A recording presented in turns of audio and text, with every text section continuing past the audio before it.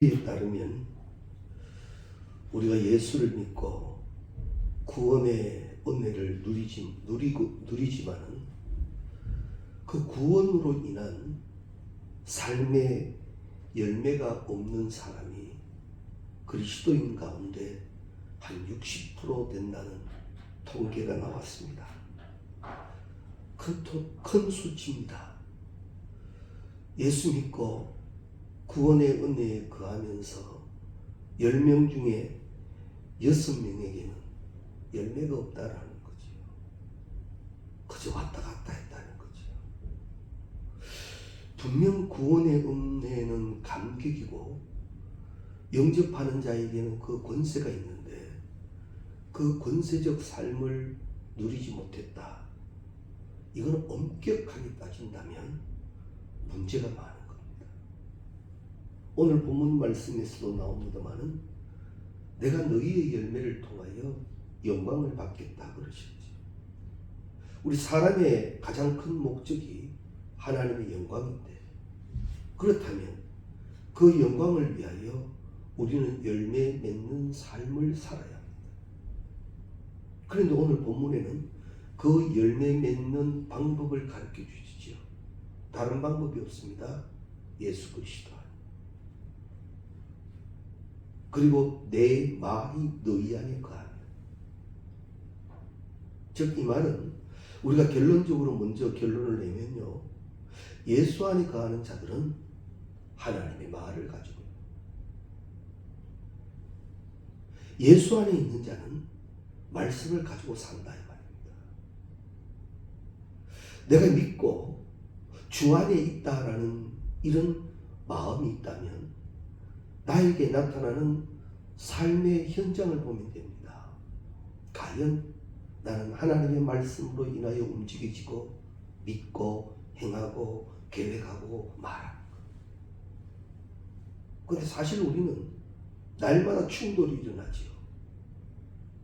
말씀, 믿음, 하나님의 원하심, 그것과 내 것이 늘 충돌이 일어납니다. 어쩔 수 없는 현실입니다. 예수님께서도 그 충돌을 겪으셨죠. 내 뜻대로 하지 마시고 아버지의 뜻. 우리가 새벽에도 말씀을 나누었습니다만 겟세마네 동산의 예수님은 내 뜻을 하나님 앞에 아뢰려고 간 것이 아니라 아버지의 뜻을 순종하려고 간 거예요. 겟세마네 동산의 기도는 그 기도입니다. 아버지의 뜻에 내가 순종되기를 기도한 거예요. 그런데 그 순종되기를 원하는 기도가 얼마나 힘들었는지 나오죠. 땀이 핏방울 됐다 그러니까요. 우리도 정녕 그 예수님이 원하시는 그 순종이 이루려면 순종해야지 뭐 이거로는 안 됩니다. 어쩔 수 없는 현실이 존재하고요. 내 속에는 내 생각이 있거든요. 내 나름대로 계획이 있고요. 그런데 만일 예수님이 거기서 하나님 내 뜻은 이렇습니다. 아버지의 뜻을 물려주십시오. 이것으로 해서 예수님의 뜻이 만일에 이루어졌다. 그러면 이건 예수님이 오신 목적이 이루어지지 않는 거예요. 십자가의 구원 사건이 없어지는 거예요. 나 하나로 인하여 하나님의 뜻, 하나님의 영광 받으신다면 기꺼이 그 일에 순종될 수 있는 기도의 시간을 우리는 꼭 가져야 합니다. 그때 그 순종의 제사, 순종의 무릎에는요, 믿음의 능력이 더해지는 거예요. 그것 없이는 순종이 안 되니까. 하나님을 향한 분명한 믿음. 그 내가 가진 믿음이 모자랐을 때는 주의 사자가 내려와 돕는 믿음. 이게 합쳐져서 이제 감당되는 거예요. 그래서 예수님이 겟세마네 동산 이후에 이 십자가의 길을 가시는 데는요, 그런 땀이 핏방울 되는 장면이 없습니다. 찬송하시는. 그게 순종하며 가는 자의 모습입니다.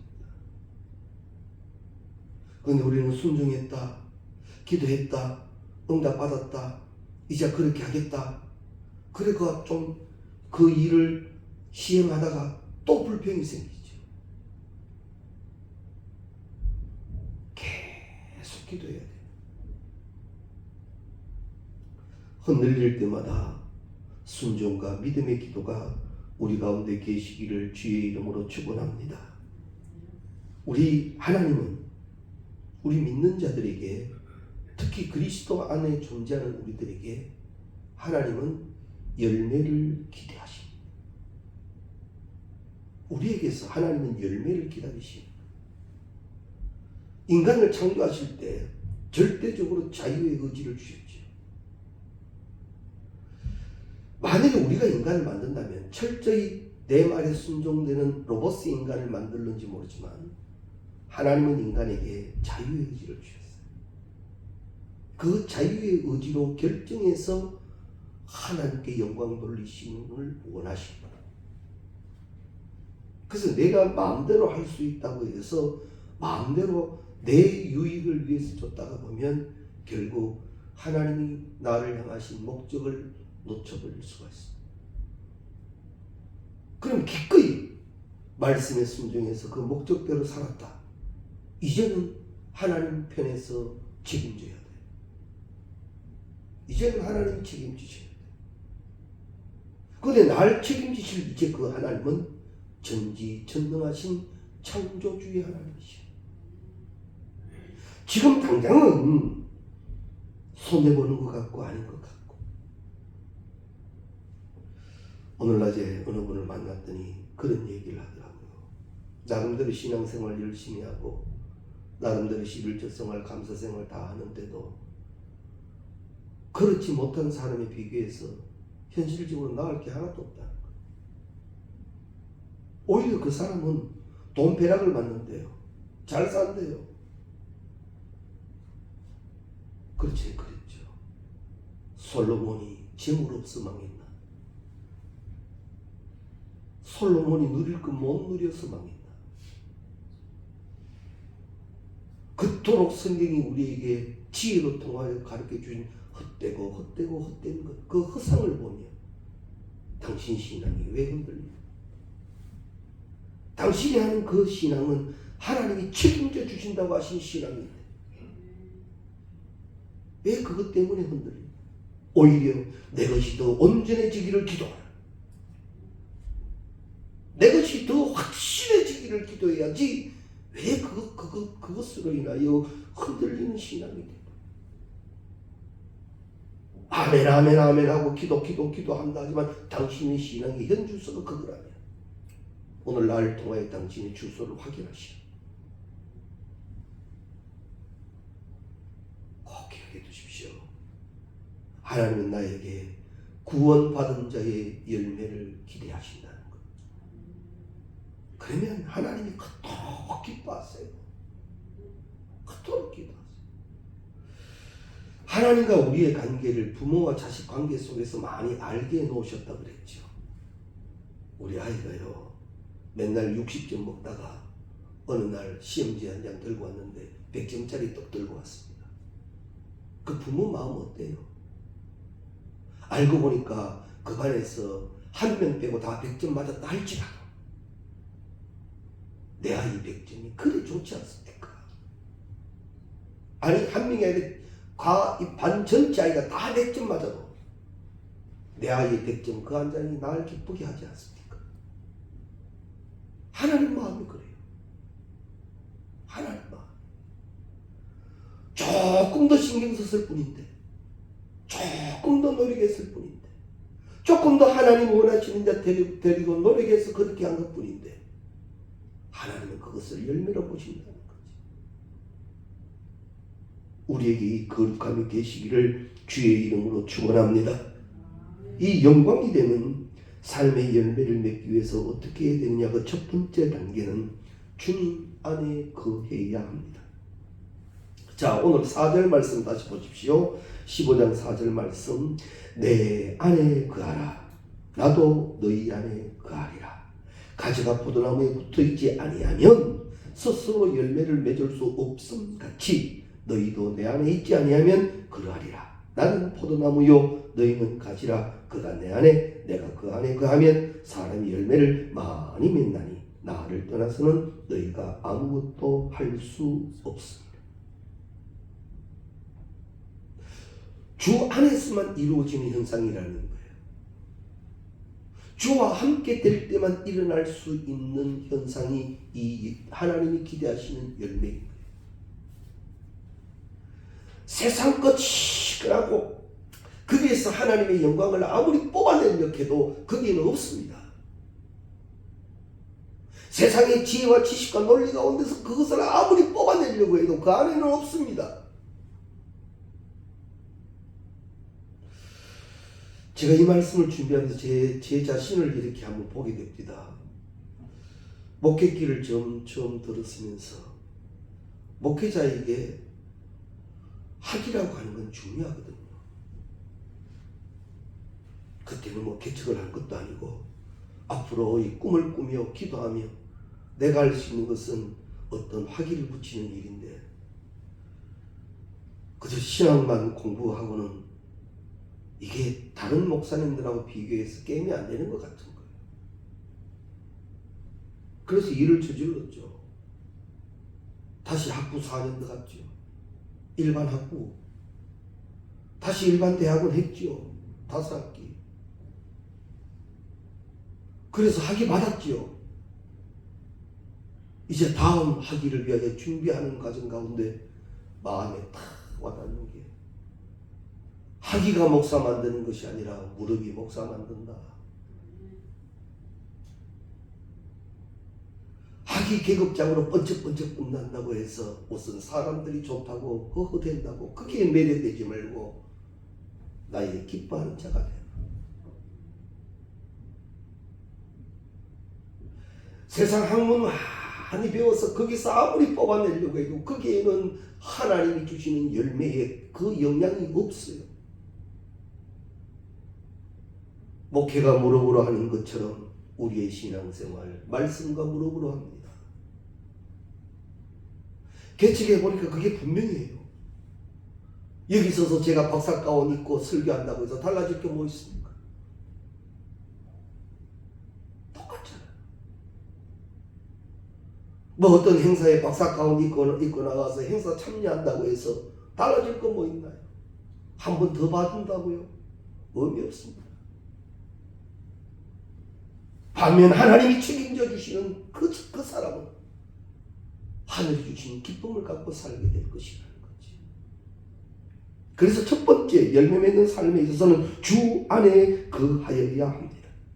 그래서 이 4절부터 10절까지에는 거하라 말씀이 계속 반복하여 나옵니다. 그만큼 중요하다는 거지.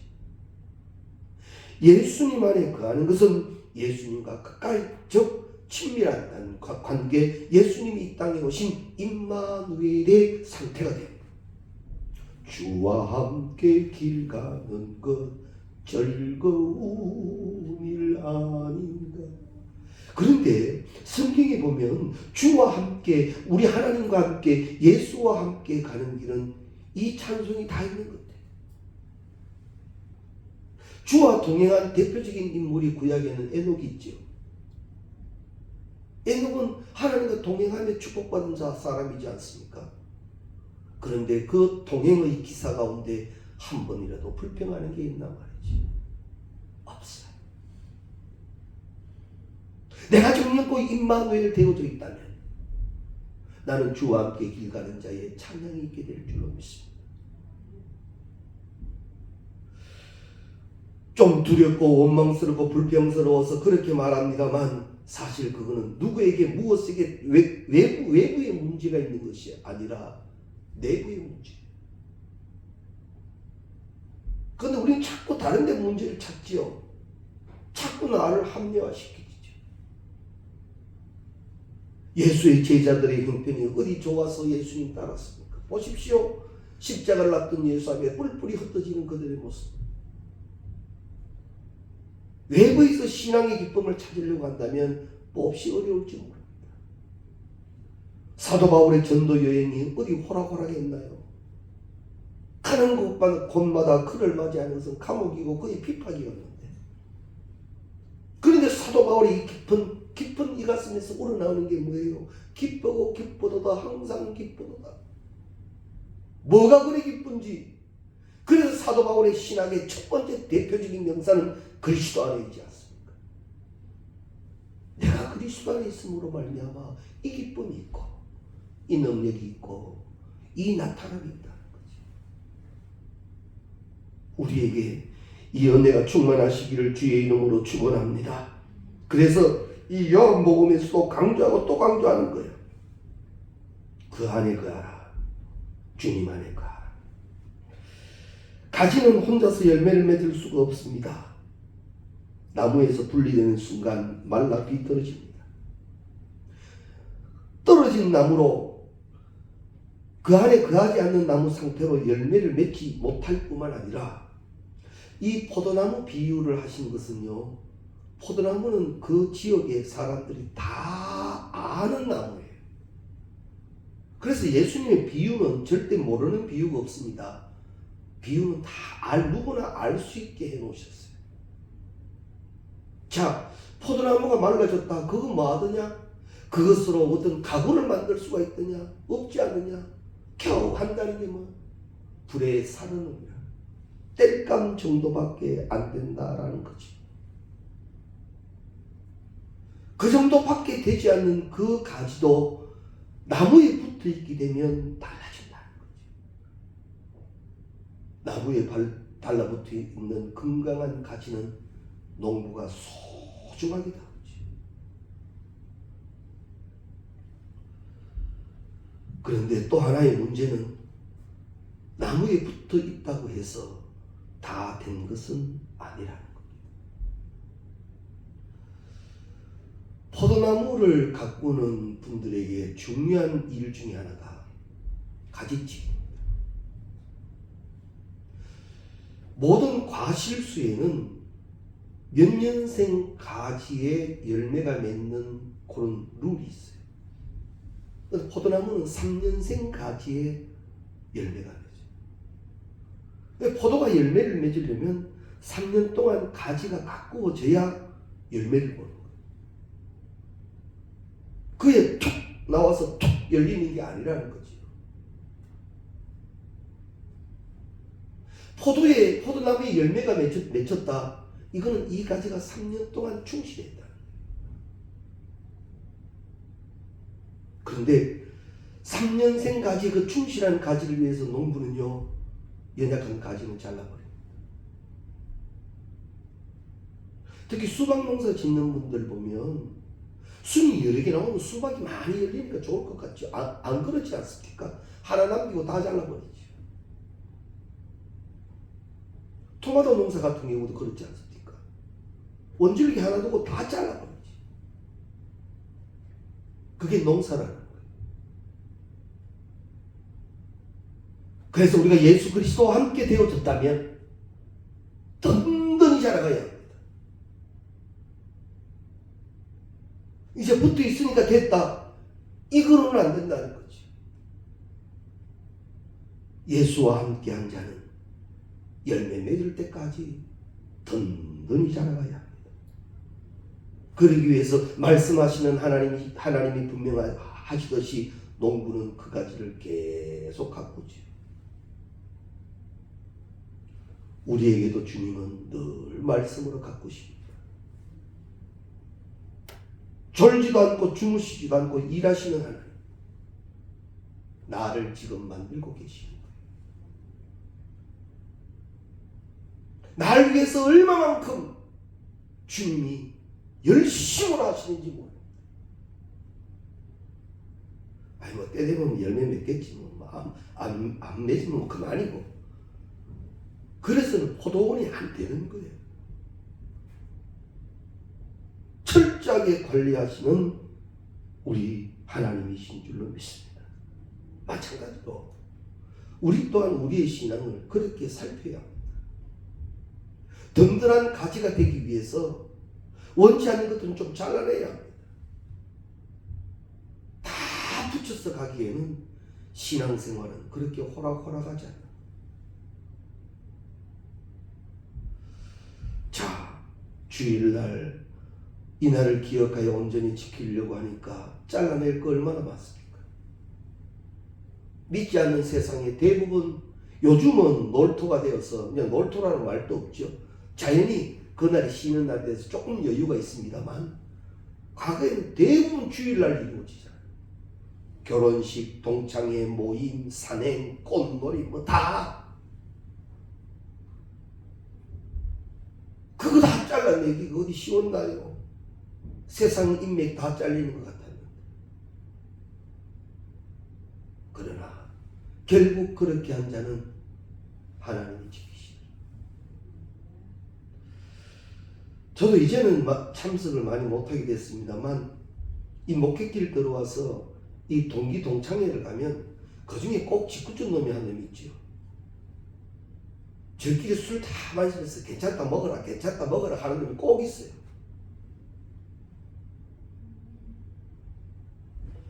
사이다 한 잔 받아두고 그 모습을 놀리기도 하고 막 그래도 끝내 그렇게 한 그를 신앙을 그들은 인정합니다.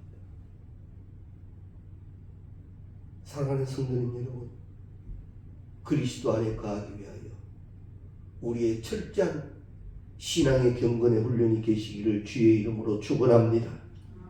이것이 거쳐야 하는 필수 과정이라는 거죠. 제거와 깨끗함, 걸림돌이 되는 불필요한 부분을 잘라버리는 것, 불순종에서 순종으로 가기 위해서 제거해야 할 것들. 믿음의 절정은 오늘 새벽 뭐라 그랬죠? 순종이에요. 믿음의 절정에 이르러야 합니다. 우리가 너무나도 잘 아는 베드로의 비유도 그렇지 않습니까? 갈릴리 바다라며 호수라면 베드로만큼 아는 사람 없는데 어디 목수 아들이 탁 튀어와서 이래라 저래라 기분 나쁘게 말이죠. 지가 알면 뭐 한다고. 내가 자고로 여기서 누군데. 그런데 참 이상하죠. 베드로가 그렇게 하더라. 그때 나타난 현상, 지금 그 보지도 듣지도 못했던 일이 일어납니다. 이게 순종된 자, 예수 안에 거하는 자의 축복인 줄로 믿습니다. 이것을 기적이라고 표적이라 합니다. 이 은혜가 우리 가운데 계시기를 주의 이름으로 축원합니다. 그런데 이 포도나무 가지는 그냥 두면 자꾸 쳐져요. 자꾸 밑으로 쳐져요. 그 농부의 가지는 이 농부들은 자꾸만 들어 올려줍니다. 살펴주신다라는 거죠.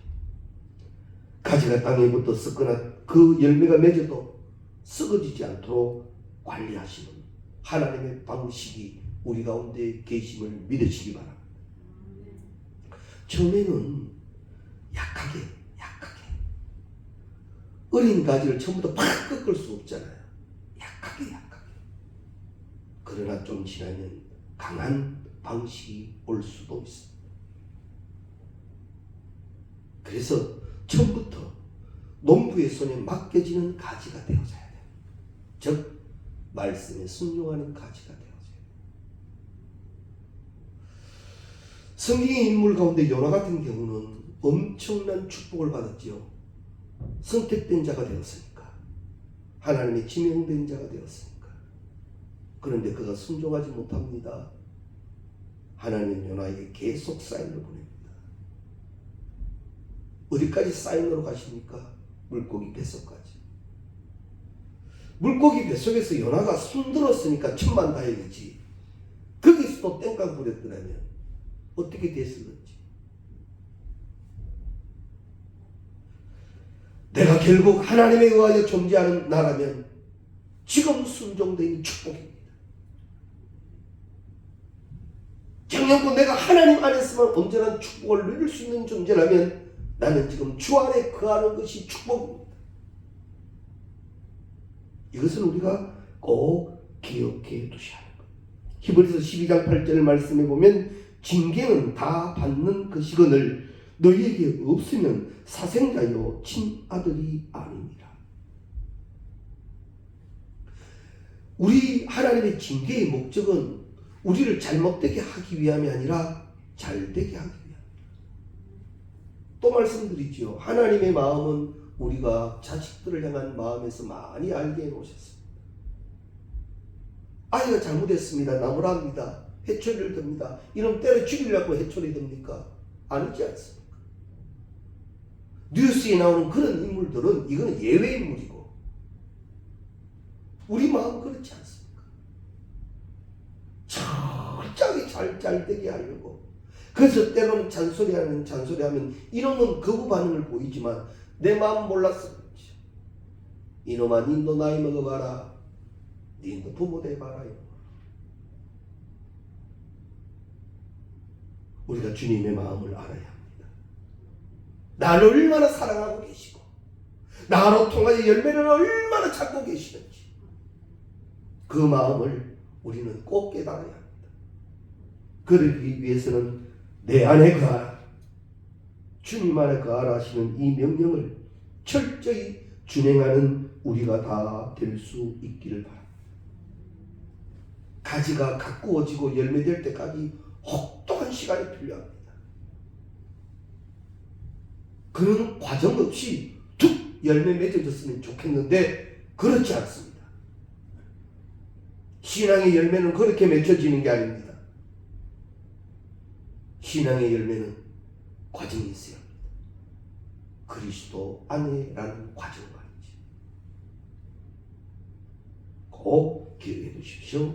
두 번째로는 구하라라고 말씀하셨습니다. 오늘 7절 말씀에 보면 너희가 내 안에 거하고 내 말이 너희 안에 거하면 무엇이든지 원하는 대로 구하라. 그리하면 이루리라. 야호! 이제 뭐든지 구하라 했으니까 이제 됐다. 나는 이제 뭐든지 구해서 다 응답받겠다. 그런데 주 분명한 말씀이 너희가 내 안에 거하고 내 말이 너희 안에 거하면, 즉 그때 구하는 자의 구함은 무엇이겠습니까? 하나님의 뜻을 구하는 거지. 하나님의 뜻을 구하는 거예요. 나만 잘 믿고 나만 잘 살다가 천국 가면 된다는 이 안일한 생각에서 벗어나서 하나님의 나라를 구하고 그 뜻이 이 땅에 이루어지기를 간절히 바라기 시작합니다. 말씀대로 먼저 그 나라와 그 의를 구하기 시작하지. 물론 일용할 양식을 위해서도 우리로 기도하게 하셨습니다. 내게 필요한 건 하나님 기도하게 하셨어요. 그것도 기도해야 돼요. 그러나 순서에 있어서 먼저 무엇 먼저? 그 나라와 그 의. 그래서 우리의 기도의 순서를 한번 정립해 보아야 합니다. 내 것도 구할 게 많지만 먼저 그 뜻을 구하라. 하나님이 원하시는 그 뜻을 먼저 구하라. 몸된 제단을 끌어안고 그 기도를 먼저 하라. 내게 주신 말씀이 내게 이루어지기를 먼저 기도하라. 그 속에서 은혜 가운데 나를 위하여 기도하기 시작할 때 응답으로 연결되는 거요. 이 모든 것을 너희에게 더하시리. 분명히 말씀하셨습니다. 구하라. 무엇을? 먼저 그 나라와 그 의를 구하라. 우선순위를 하나님께 두어야 합니다. 우선순위가 하나님께 있어요. 주님 원하시는 것을 내 기도에 내 신앙의 우선순위로 두십시오. 그 다음 일은 말씀하신 하나님이 책임지시는 일. 그런데 우리는 순서를 많이 바꾸고 있죠. 하나님 이래 해주면 이렇게, 이렇게 하시면 이렇게. 하나님 이런 방법도 있잖아요. 우리가 머리가 얼마나 좋습니까? 특히 대한민국 사람. 그러나 신앙 앞에서는, 말씀 앞에는 순수해야 됩니다. 말씀하시니 말씀하시옵소서 주의 종이 듣겠나이다. 그대로 하나님이 책임져 주실 줄로 믿습니다. 그래서 세 번째 단계가 이루리라. 이루어 주신다. 내가 너희가 내 안에 거하고 내 말이 너희 안에 거하면 무엇이든지 원하는 대로 구하라. 그 다음 뭐죠? 그리하면 이루리라. 그리하면 이루리라. 누가? 하나님. 하나님이 이루어 주신다라는 말입니다. 마태복음 18장 19절 말씀에 보면 너희 중에 두 사람이 땅에서 합심하여 무엇이든지 구하면 하늘에 계신 내 아버지께서 그들을 위하여 이루게 하시리라. 하나님이 하신단 말이에요. 하나님 아버지가 우리 대신 응답하여 행하여 주신다라는 말씀입니다. 그런데 하나님은 무엇 때문에 우리에게 이런 약속을 주셨을까? 왜 하나님은 우리에게 구하게 하시고 하나님 직접 이루실까? 무엇 때문에 그러실까? 그건요, 영광 받으시기 위함이에요.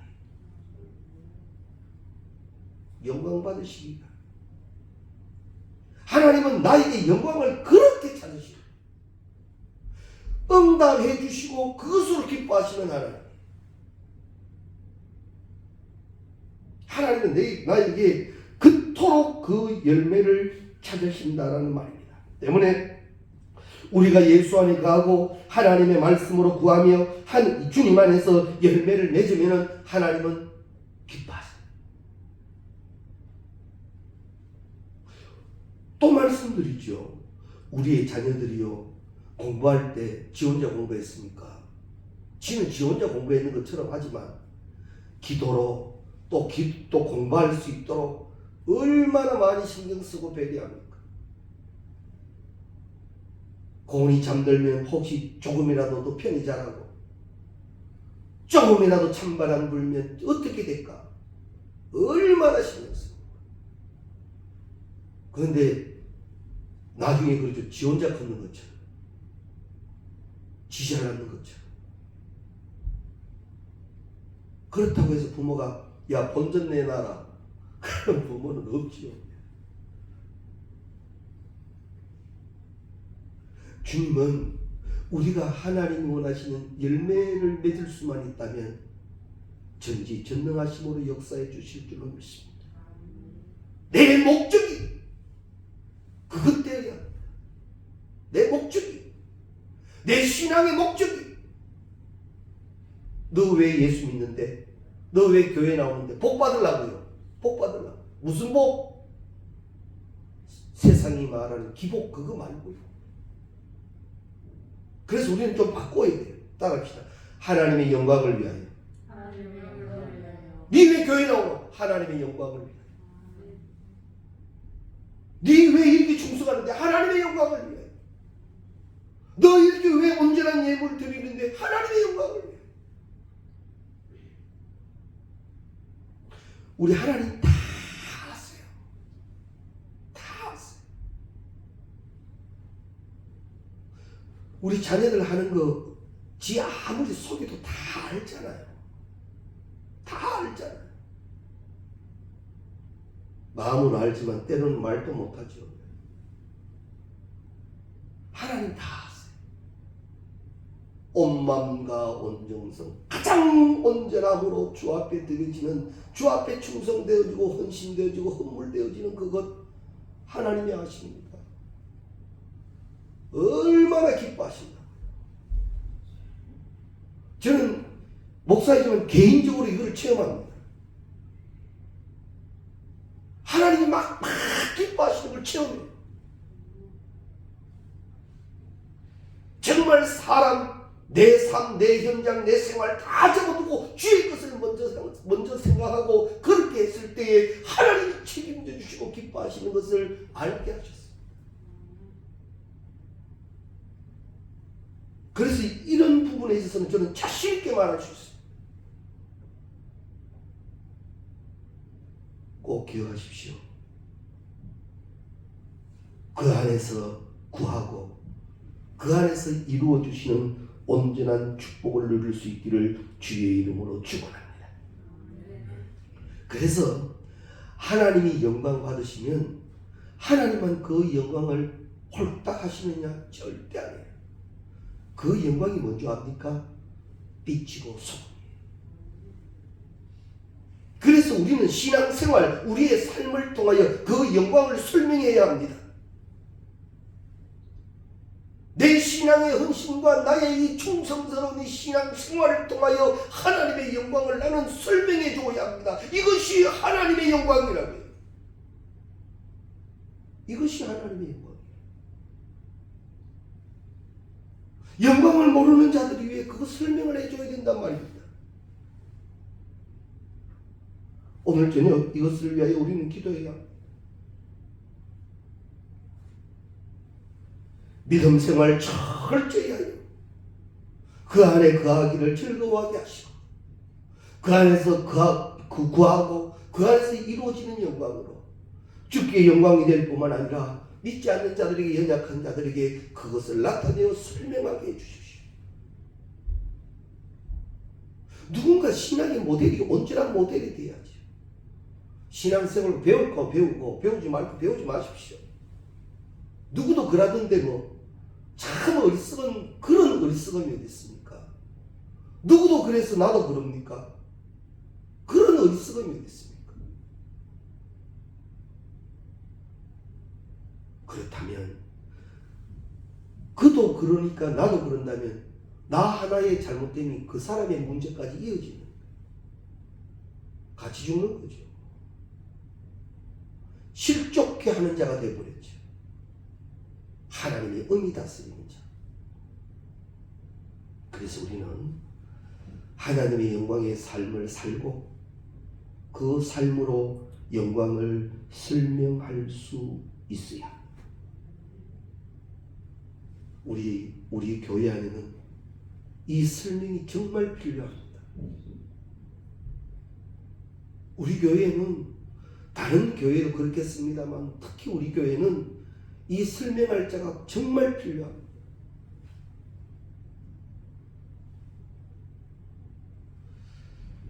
목사님들 일에 모이면 그래도 우리 교회에 자랑할 수 있는 인물이 있어 참 고맙습니다. 그러나 거기에서 멈춰진 영광이 아니에요.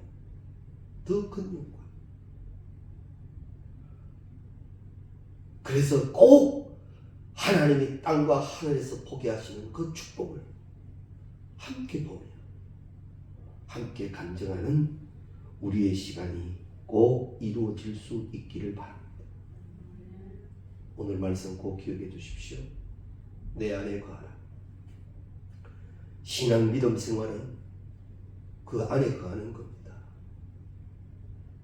철저하게 구해져야 합니다. 그리고 그 안에서 하나님의 것을 먼저 구해야 합니다. 그때 이루어 주시는 주의 것, 그것으로 감사하고 먹고 마시며 즐거울 뿐만 아니라 함께해서 더 선한 영향력을 나타내 우리 모두가 되시기를